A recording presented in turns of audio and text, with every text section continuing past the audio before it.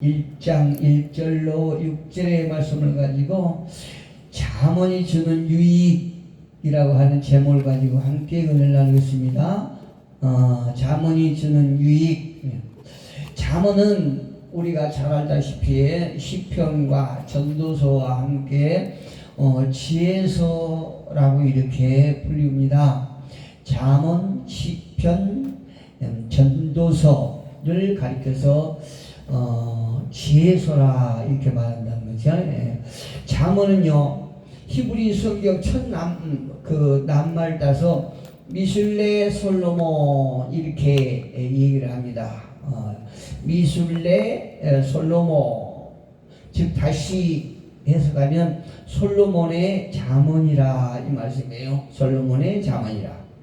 여러분, 잠언은 지혜로운 원리들을 요약한 짧은 서술이라는 의미입니다. 잠언이라고 하는 건요. 잠언, 격언은 우리에게 지혜로운 원리들을 요약해서 짧게 이렇게 핵심적인 서술이라는 의미가 있습니다.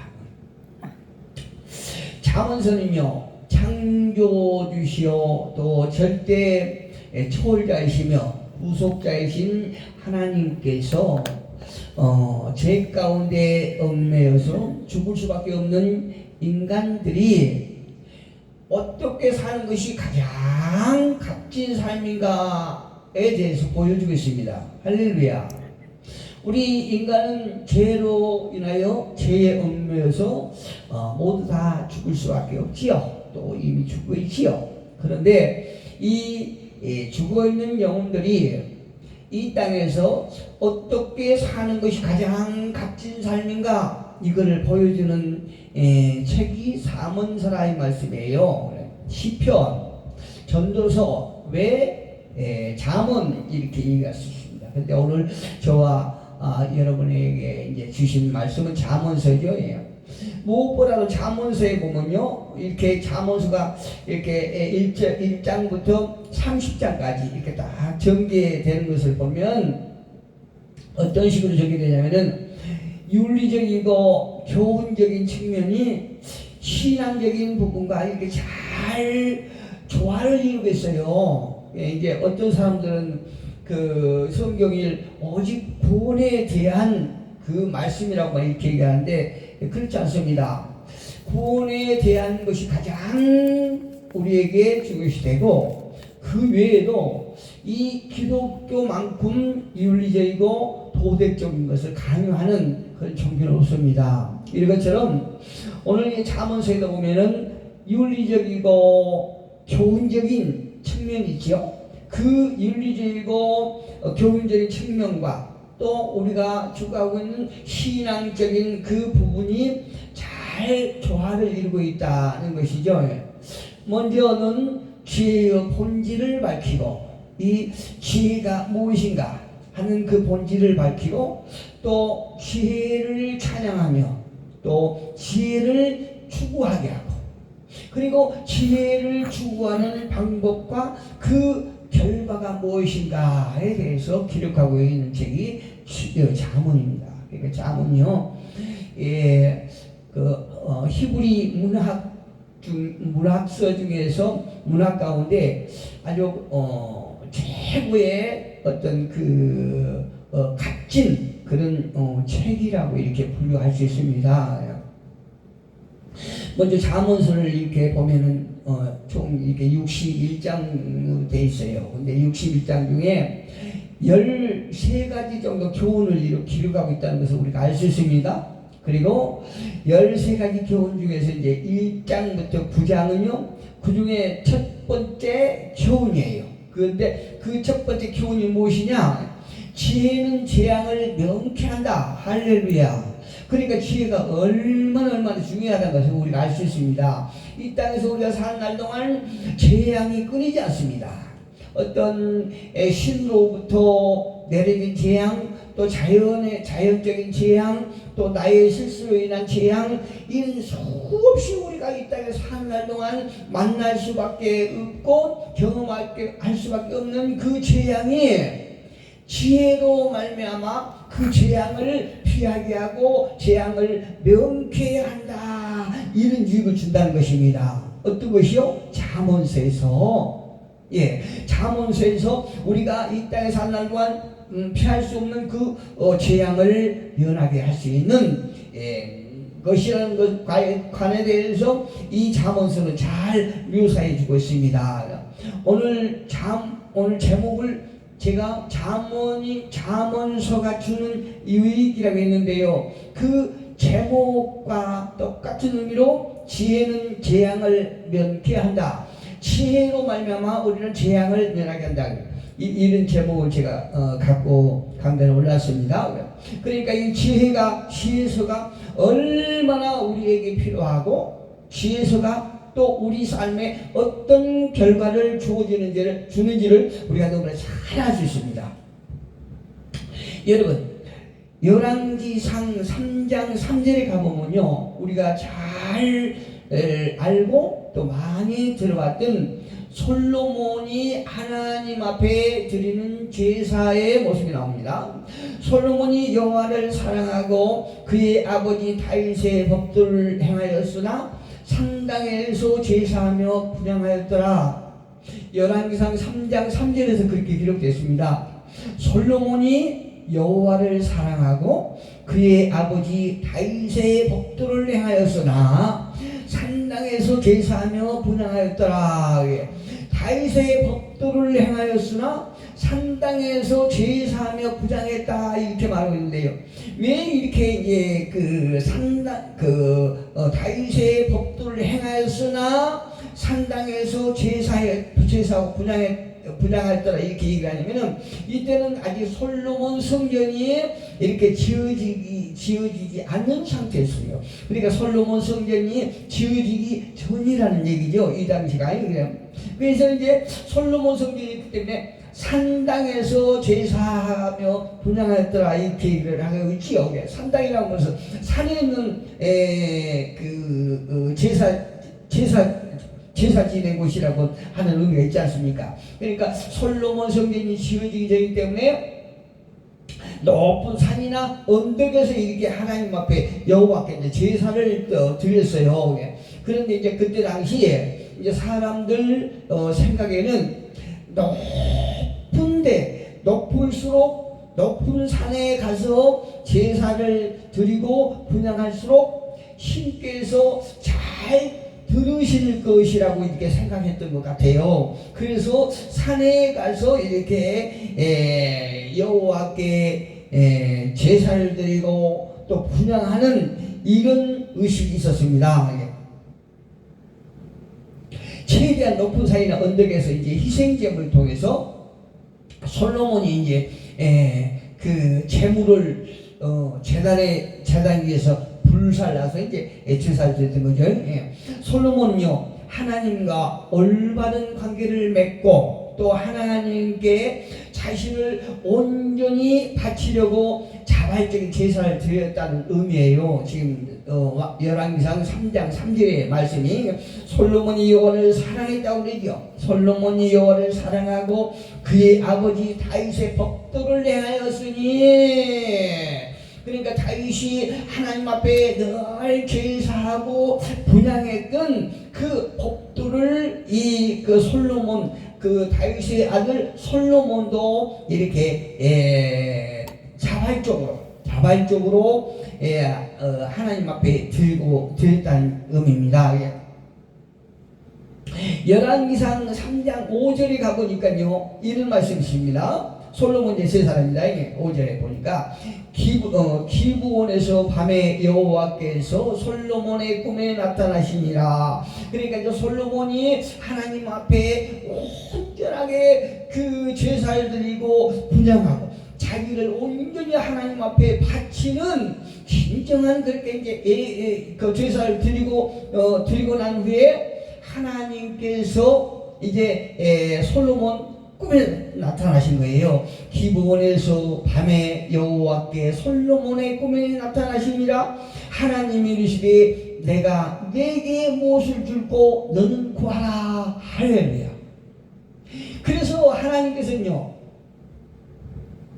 우리는 하나님 앞에 복을 받기 위해서 예배드리는 것이 아니고 하나님 앞에 예배를 드림으로 말미암아 우리에게 복을 받을 수 있는 것이 하나님께서. 할렐루야. 그러니까 솔로몬이 자신을 향한 자발적인 제사로 자신을 온전히 하나님 앞에 이렇게 제사를 드린 후에 하나님께서 솔로몬의 꿈에 나타나셔서 너는 내게 구하라 이렇게 말씀하시죠.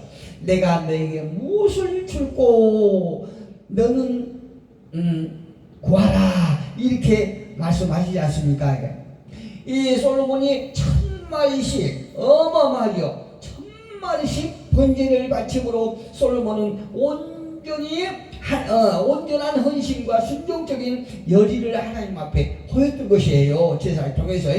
그래서 하나님께서 솔로몬의 꿈에 나타나셔서 그를 축복하시기로 작정하십니다. 다시 말씀드리면 솔로몬이 정성껏 바친 것에 대해서 하나님께서도 정성껏 솔로몬에게 보답하기로 작정했다는 얘기입니다. 할렐루야. 그래서 우리는 하나님 앞에 신령과 진정으로 예배를 드려야 할 이유가 거기 하는 것입니다. 우리가 마음을 다하여 우리가 하나님은 우리를 예모로 보지 아니하시고 우리의 마음을 보신다고 해요. 우리의 중심을 보신다고 했잖아요. 그래서 우리가 예배할 때마다 한 명의 예배드리는 2명을 버리는 그 숫자에 관계없이 하나님 앞에 내 마음을 다 쏟아서 진정으로 하나님 앞에 신령으로 드려야 되는 그 예배가 하나님은 받으신다는 얘기입니다.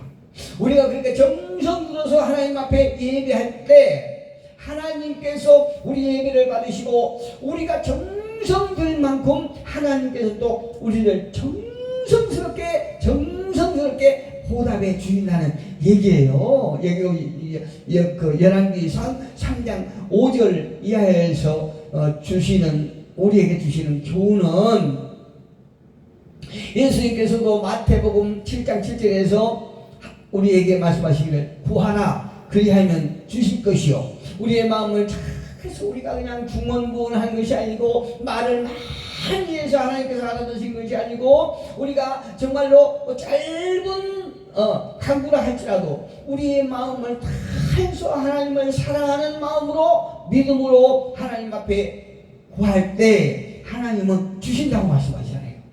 야고보 기자도 4장 3절에서 어떤 말씀하냐? 우리가 아무리 기도하고 막 금식하고 작정하고 이래도 우리가 응답받지 못하는 이유가 있다는 얘기입니다. 야고보서 기자는 그 이유를 이렇게 얘기해요. 구하여도 구하지 못함은 왜 구하지 못하냐? 정욕으로 잘못 구하기 때문이라 이렇게 말하고 있어요. 이것은 무엇입니까?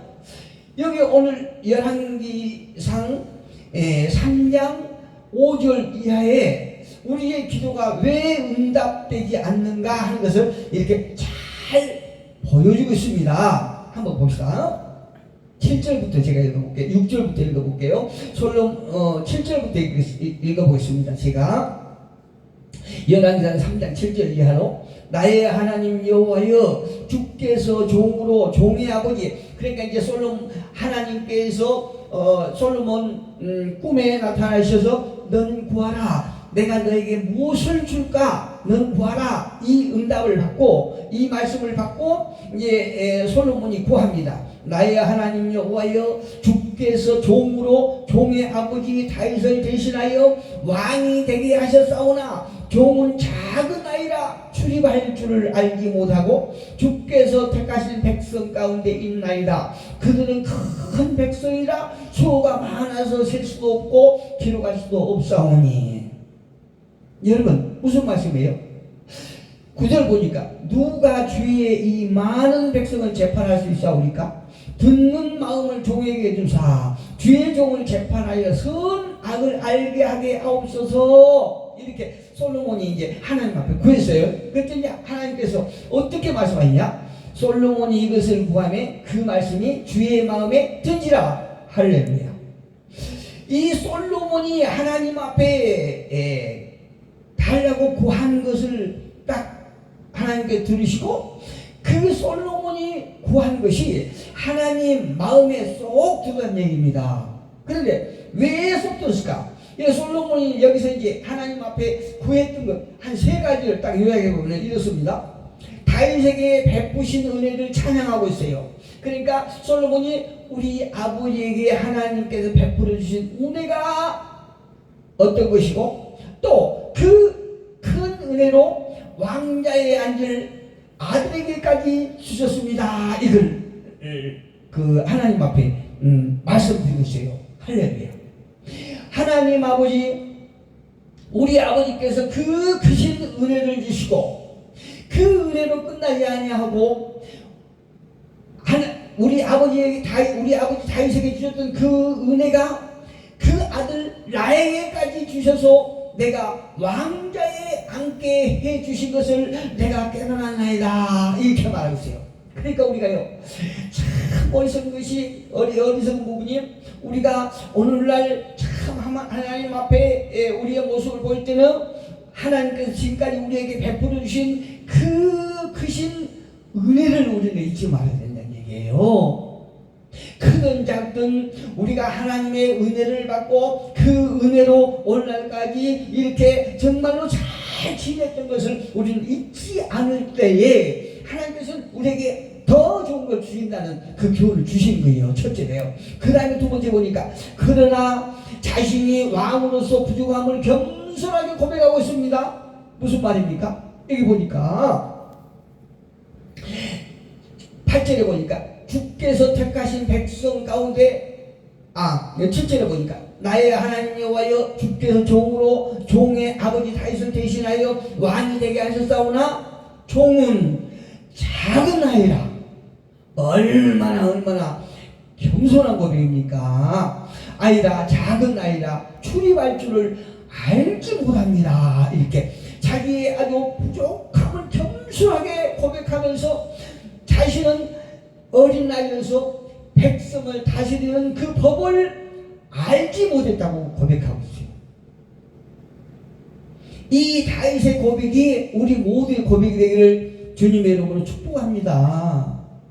우리는요, 사실 무엇을 하고 할 수 있는 것이 별로 없는 것이에요. 우리 인간의 한계, 또 제한적인 것이 얼마나 많다는 것을 우리는 고백하셔야 되는 것이에요. 늘 나는 할 수 없지만 내 안에 하나님께서 나와 함께 하시면 내가 능치 못함이 없을 줄 믿는다는 우리는 그 고백이 우리 마음에서 절대 떠나면 안 된다는 것입니다. 세 번째로 보니까 어떤 고백을 하냐면, 듣는 마음을 주시고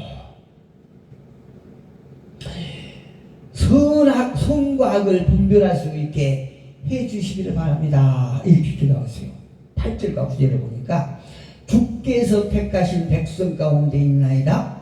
그들은 큰 백성이라 수요가 많아서 셀 수도 없고 기록할 수도 없사오니 누가 주의 이 많은 백성을 재판할 수 있사오니까.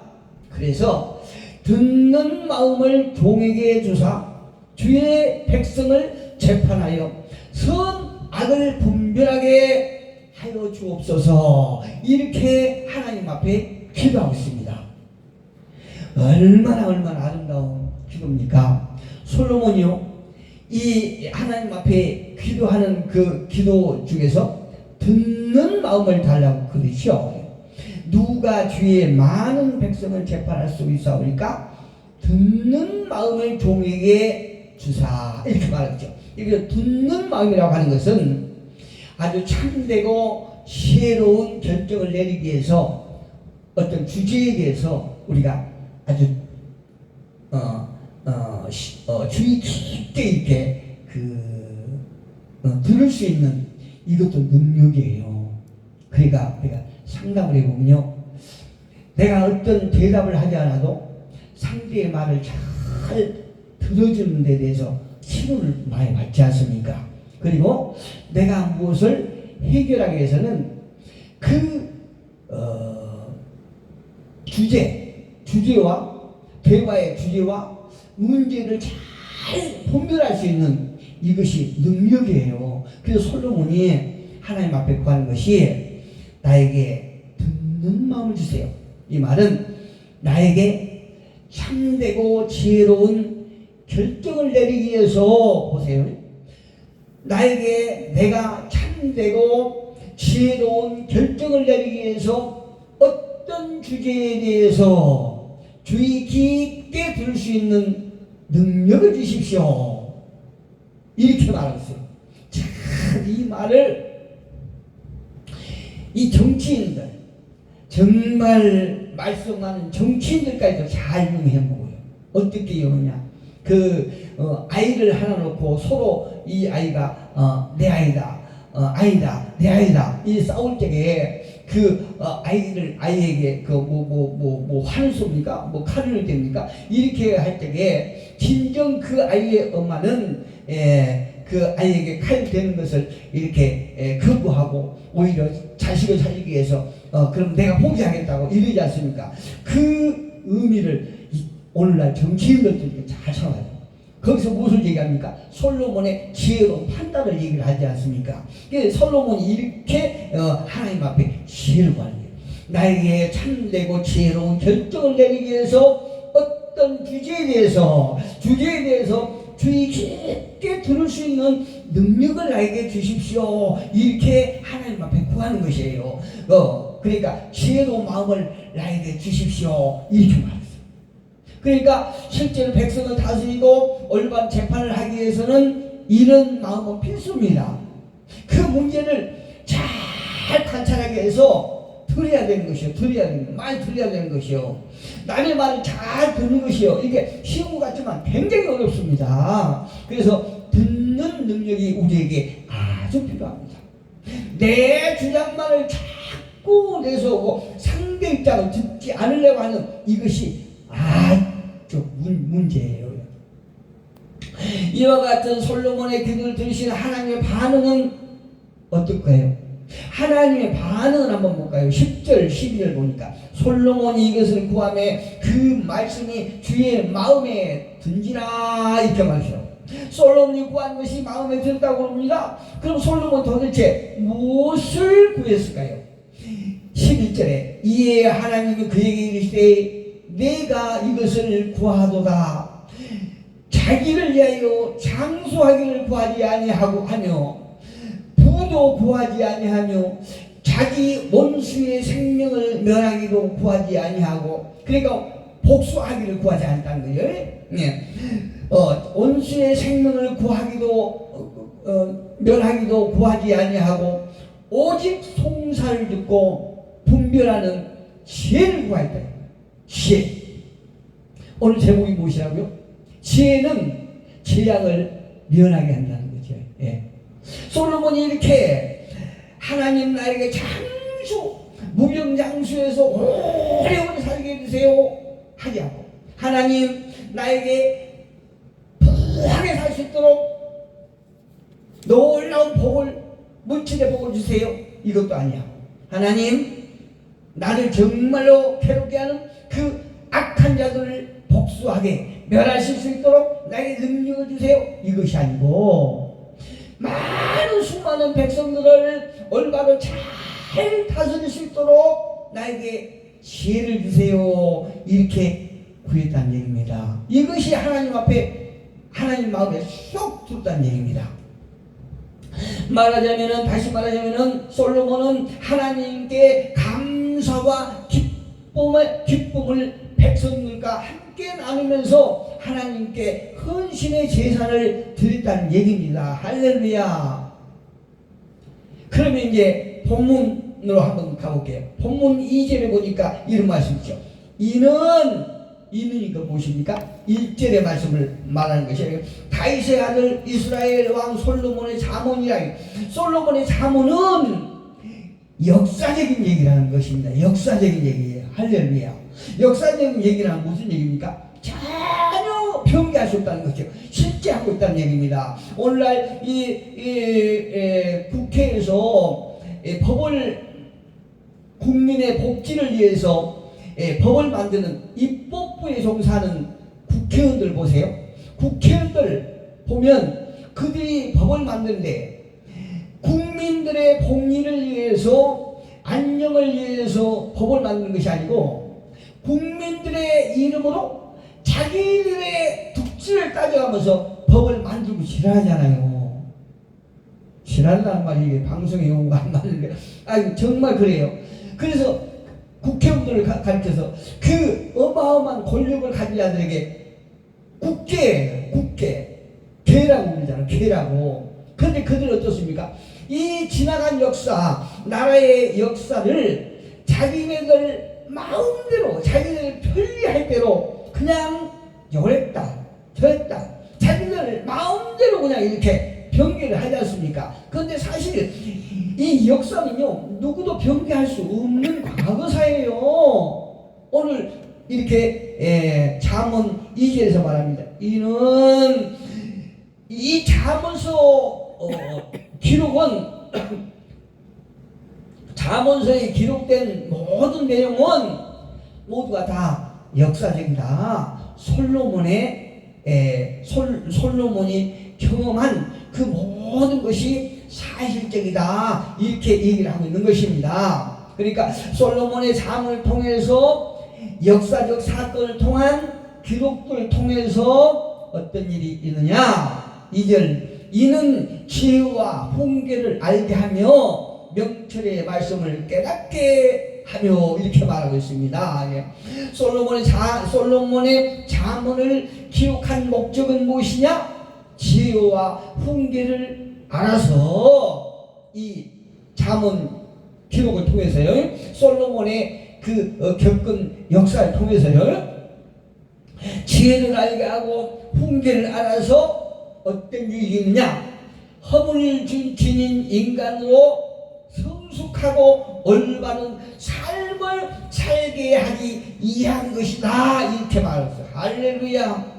저와 여러분이 이 잠언에 나오는 지혜를 통해서, 하나님으로부터 오는 이 지혜를 통해서 우리가 겪을 수밖에 없는 그 재앙을 명쾌하고, 또한 허물이 많은 저와 여러분으로서 더 지혜를 통해서, 훈계를 통해서 아주 성숙하고 올바른 삶을 살기를 주님의 이름으로 축복합니다. 2절에 보니까요, 2절에 이렇게 나왔죠. 이는 지혜와 훈계를 알게 하며 명철의 말씀을 깨닫게 한다. 이렇게 말하고 있는데, 제가 어느 성경을 한번 봐봤어요. 어느 성경에 보니까 지혜와 훈계를 얻게 하고 슬기로운 말씀을 깨닫게 하기 위함이다. 이렇게 됐어요. 어느 성경에는 이 말씀이 무엇이냐? 지혜로운 사람은 하나님의 계획을 따르고 또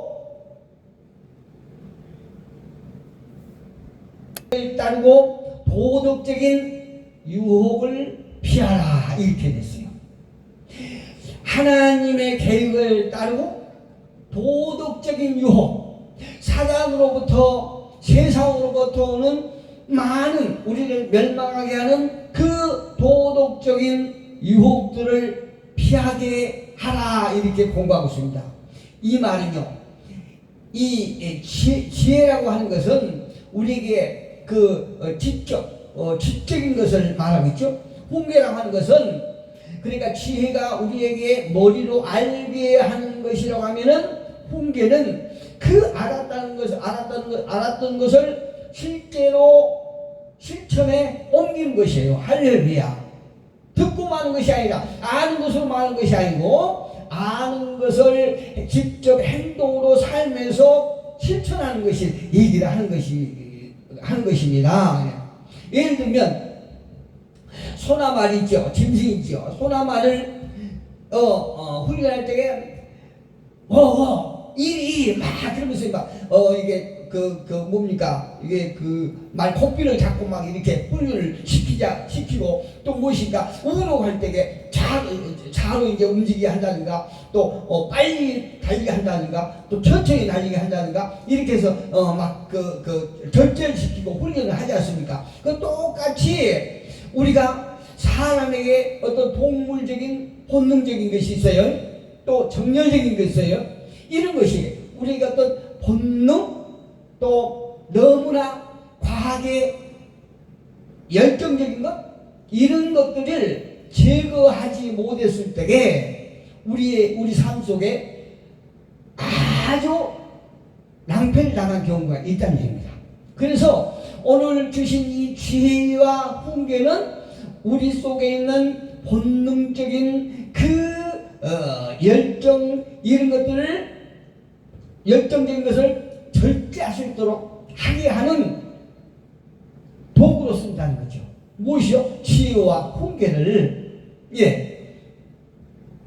여기에 이제 한 번 더 해서 슬기롭게 한다 이렇게 말죠. 슬기롭게 한다는 것은 참과 거짓을 분별하고 또 통찰력이나 문제점이 무엇인가 이게 대단합니다. 슬기롭다는 것이 우리가 삶 속에 경험할 수밖에 없는 참은 무엇이고 거짓은 무엇인가 하는 것을 분별하고 또 깨뜨려버리는 통찰력이 나 우리 삶 속에 문제점이 무엇인가 하는 것을 볼 수 있는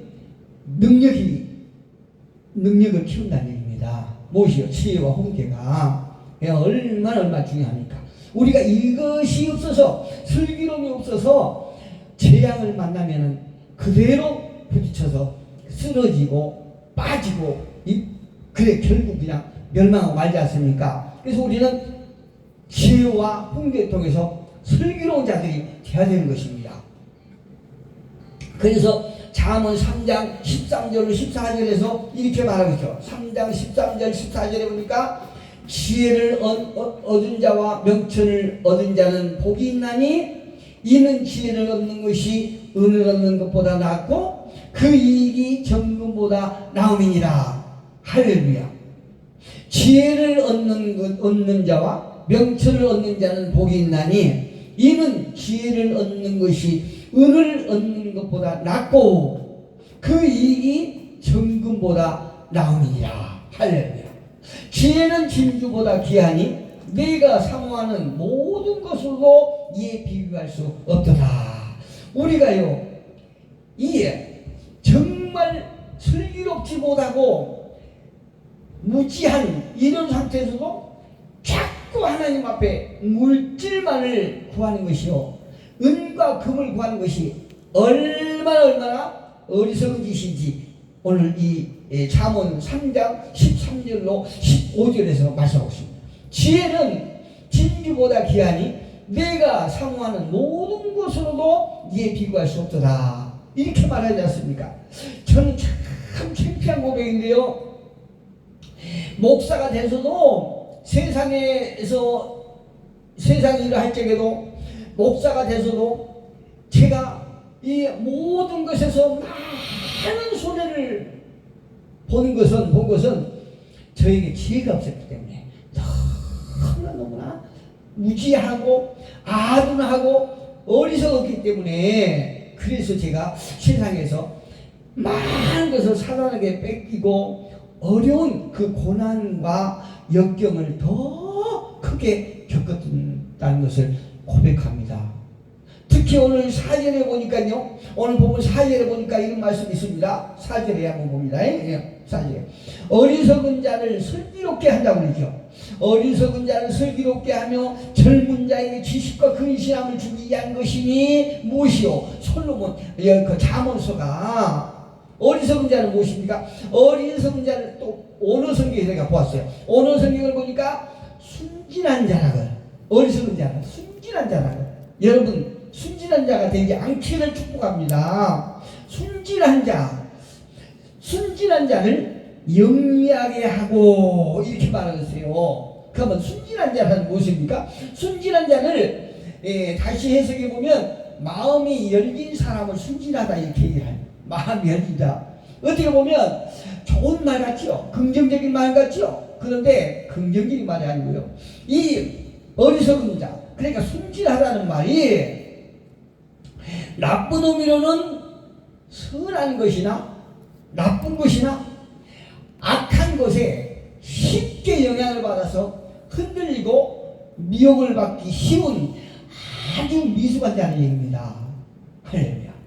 우리가 보면요, 이렇게 많은 목사님들하고 해보면 어떤 사람들은 그냥 이 사람 저 사람 모두가 이렇게 교제하기를 원해요. 모두가 그냥 깊은 교제를 하기를 원해요. 그 이유가 무엇입니까? 하나님은 어떤 사람을 통해서 역사할지 모른다는 얘기입니다. 그런데 그렇지 않아요. 그렇지 않습니다. 절대. 어떤 사람 정말 그 사람이 어떤 직분과 상관없이 나쁜 사람이 있어요. 굉장히 나쁜 사람이 있고 악한 사람이 있고 또 남에게 그렇게 해만 끼치는 이런 사람도 있거든요. 근데 이런 사람들하고 사귀면 되겠습니까? 안 되지요. 이 마음이 열린 사람은 어떤 사람이냐? 선한 사람이나 나쁜 사람이나 악한 사람들 분별하지 않고 그냥 마구잡이로 사귀기 때문에요. 그 사귐으로 인하여 또 그 악한 사람들 또 나쁜 사람들 이런 사람을 통해서 쉽게 흔들리고 미혹을 받아서요. 아주 낭패를 보는 경우가 많습니다. 그래서 이런 사람들을 인격을 미숙한 자라, 다시 말씀드리면 성경적으로 하면 어리석은 자라 이렇게 얘기를 하고 있는 것입니다. 이런 사람은 무엇이냐? 한마디로 세상 물정을 모르는 사람, 세상 물정을 모르는 지혜가 없고 순진하고 아주 단순한 사람이라고 이렇게 얘기를 할 수 있는 것이요. 저와 여러분이 이렇게 단순한 사람이 되지 않기를 축복합니다. 그리고 마지막으로 영리하다는 것은요, 슬기롭다고 하는 것은 어떤 사람이냐? 영리하다고 하는 것, 슬기롭다는 거죠. 영리하다는 것은 다른 사람의 관계를 피할 수 있는 능력을 가진 사람이에요. 그러니까 어리석은 자의 반대죠. 어리석은 자는 악한 것, 거짓을 잘 분별하지 못하지만 분별할 수 없는 분별하는 것을 아주 약한 미숙한 자지만 여기서 영리하다는 것은요, 저 사람이 간계하다, 악하다 이것을 잘 분별해서 그 악함에서 피할 수 있는 능력을 가진 사람이라는 얘기입니다. 이런 사람들은요, 쉽게 악에 빠지기 쉬운 어리석은 자에게는 선과 악을 분별하여 악에서 피할 수 있는 능력이 필요하다는 얘기입니다. 누구에게? 어리석은 사람에게, 단순한 사람에게 악을 피할 수 있는, 선과 악을 분별해서 악에서 피할 수 있는 능력이 어리석은 자들에게 필요하다는 것입니다. 무엇으로? 지혜로 어리석은 자를 피할 수 있다. 마지막으로 시편 119편 100절에서 이렇게 말합니다. 주의 법도를 지킴으로 나의 명철하니 노인보다 나음이니. 4절에 그렇게 말하고 있죠. 어리석은 자를 슬기롭게 하며 젊은 자에게 지식과 근신함을 주기 위한 것이니. 이렇게 젊은 자들은 아무래도 혈기가 있기 때문에 그냥 선과 악을 분별하지 못하지 않습니까? 그런데 이 지혜로 말미암아 선과 악을 분별할 수 있어서 많은 것을 경험한 노인보다도 더 지혜롭게 살 수 있다는 얘기입니다. 할렐루야. 저와 여러분, 이 지혜로 말미암아 우리가 이 땅에서 경험할 수밖에 없는 재앙을 면케 되는, 그래서 슬기로운 삶을 사는 저와 여러분 되기를 주님의 이름으로 축복합니다.